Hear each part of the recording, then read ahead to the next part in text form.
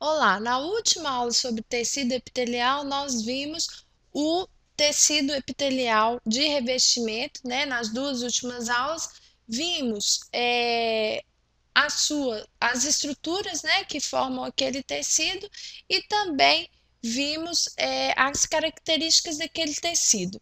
Para finalizar, né, antes de passar aqui para o tecido epitelial glandular, vou falar com você sobre as funções do tecido epitelial de revestimento, né? As principais funções são a proteção do organismo, que é devido principalmente ao fato das células estarem muito unidas, né? Então é difícil romper o tecido, tá? A percepção de sensações, né? Esse tecido está associado aí a terminações nervosas e como ele é um tecido de revestimento, né? Ele faz contato aí com o meio externo. Então, muito importante aí para perceber as sensações, né? O calor, o frio, né? A dor, ok?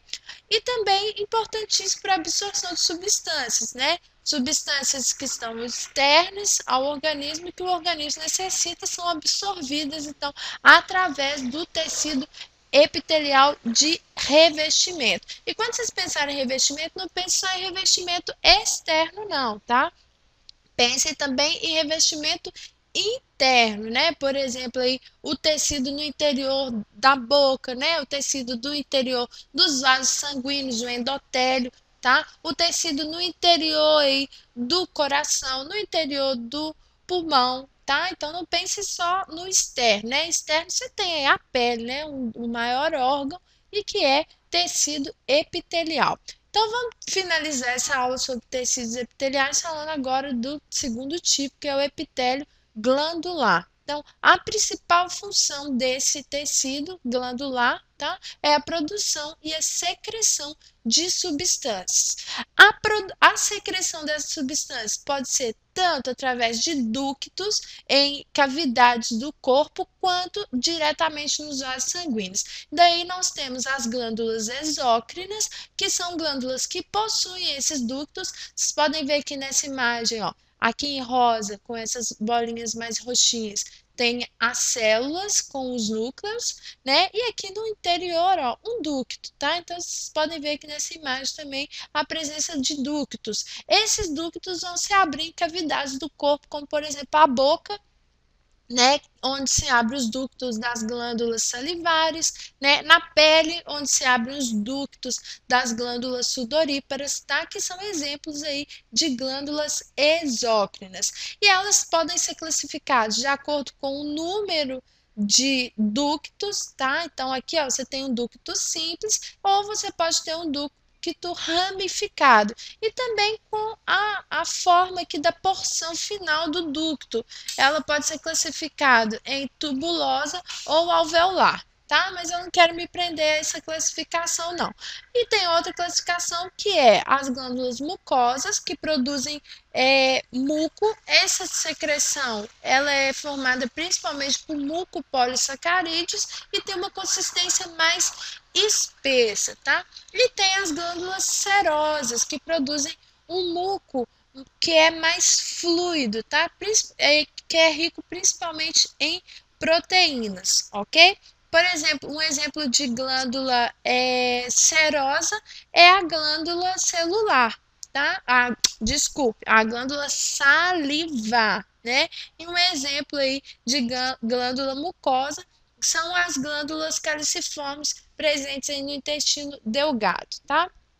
Passando aqui para o próximo tipo, nós temos as glândulas endócrinas, que são glândulas que secretam a substância diretamente no sangue.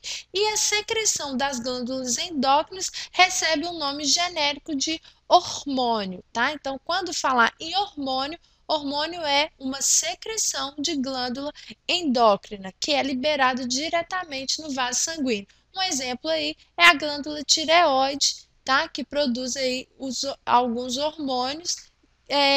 Outro exemplo também é a glândula hipófise, né? As glândulas paratireoides, tá? E tem também as glândulas que são mistas ou anfícrinas, tá? E o pâncreas é o melhor exemplo de glândula mista que possui uma porção exócrina, ou seja, libera uma secreção através de ducto, e uma porção endócrina, libera hormônios. Então tem aqui uma imagem, vocês podem ver que um conjunto de células e um ducto aqui mais clarinho no meio são as células que formam os ácidos pancreáticos que produzem aí as secreções que são liberados, o suco pancreático é liberado aí para a digestão. Tem aqui um grande ducto central que vai se abrir lá na porção inicial do intestino delgado, tá? E tem também aqui as ilhotas de Langerhans, que são formadas por um conjunto de células alfa e beta, que são as produtoras aí dos hormônios insulina e glucagon, tá? E a origem das glândulas, né? Para finalizar a nossa aula. As glândulas, então, têm origem no tecido epitelial. Algumas células vão invaginar aqui, ó, vão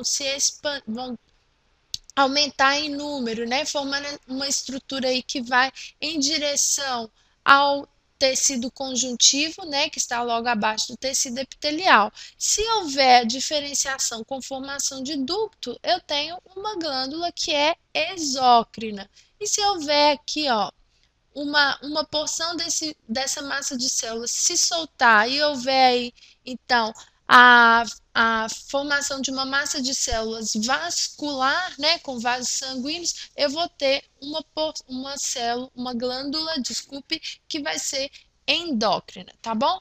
Bom, nas próximas aulas, então, nós vamos ver outros tecidos, como o tecido conjuntivo, mas antes delas, nós ainda vamos falar sobre a pele, uma estrutura muito importante, um órgão muito importante, formado aí principalmente pelo tecido epitelial, tá bom? Um grande abraço, bons estudos!